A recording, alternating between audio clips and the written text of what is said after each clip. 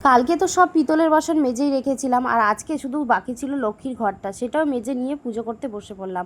আর কেনই বা কালকে পুজোর পিতলের বাসন মেজে রাখলাম আর কোথায় বা যাব পুজো করে, সবটাই দেখাবো আজকের এই ভিডিওতে। সো হ্যালো, হাই এভরিওয়ান, আমি লক্ষ্মী। তোমরা সবাই কেমন আছো? আশা করি সকলেই ভালো আছো, আমিও ভীষণ ভালো আছি।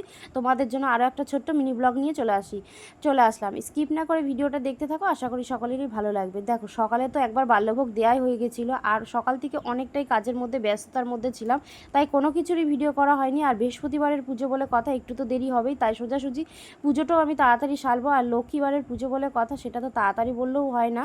দুটো মালা গেঁথেছি, একটা লক্ষ্মীর একটা গোপালের জন্য। আর লক্ষ্মী সেই ঘটে বসালাম। আর যেহেতু আমি মনের মতো দুটো পদ্ম ফুলও পেয়ে গেছি, একটা হচ্ছে লক্ষ্মীকে দিয়েছি, আর বাসন্ত পুজোর অষ্টমী যেহেতু, তাই গোপালকেও দিলাম। যাই হোক, আমি পুরোপুরিভাবে পুজোটা সুন্দর করে সাজিয়ে গুছিয়ে কমপ্লিট করলাম। তারপরে বেরিয়ে পড়লাম কোথায়, সেটাই তোমাদের দেখাচ্ছি আজকের ভিডিওতে। অনেক কয়দিন ধরেই হচ্ছে এই যে হচ্ছে আমার হাজব্যান্ড অনেক কয়দিন ধরে ও দাঁতে ব্যথায় ভীষণভাবে ভুগছে। আর এমন দাঁতে ব্যথা যার হয় সেই জানে, মানে দাঁতে ব্যথা এরকমই যে মাথা ধরে যাচ্ছে, ওষুধ খেয়ে অনেক কমাচ্ছে, হচ্ছে না। ডাক্তার বলেছে দাঁত না ধরলেই এখন আর রেহাই নেই। যাই হোক, সোজাসুজি চলে আসলাম এই ডাক্তারের চেম্বারে, ইন্দ্রনীল চৌধুরী।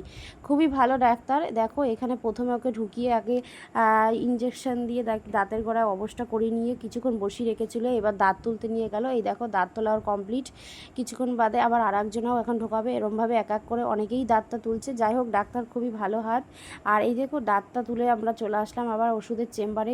কিছু ওষুধ নিতে হবে, আর কিছুদিন ওকে রেস্টও নিতে হবে, আর গলা খেতে হবে। তাই ওর সঙ্গে আমি এসছি আজকে, আর গাড়িতেও আসেনি, যেহেতু দাঁতটা তুলে আমরা টোটো করেই এখন বাড়ি যাচ্ছি।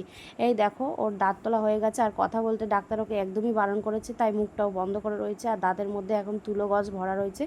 যাই হোক, চলে আসলাম সোজাসুজি বাড়িতে, যেহেতু সকালের অর্ধেক রান্না করে চলে গেছি।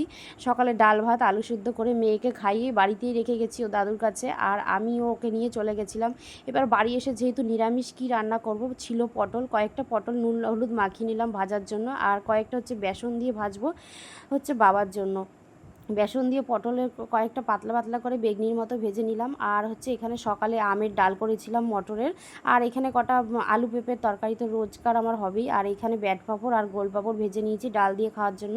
কিছুটা বেসন বেঁচে গেছিলো, তাই গাছে ছিল ছোটো কচি কচি হচ্ছে উচ্ছে পাতা হয়েছিল, সেইগুলো আমি আগাগুলো ছিঁড়েছি।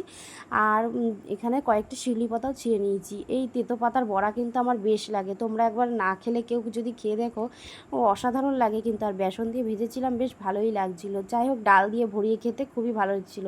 যেহেতু আমি খাবো আর আমার বাবা, আমি আর মেয়ে খাবে, আর ও তো খাইতে পারবে না, যেহেতু গলা ভাত খাবে। আর এখানে আমি সিটিতে বসিয়েও দিয়েছিলাম গলা ভাত, সেটাই দেখো এখানে হয়ে গেছে। ঘি দিয়ে ওকে ঠান্ডা করে দিতে বলেছে।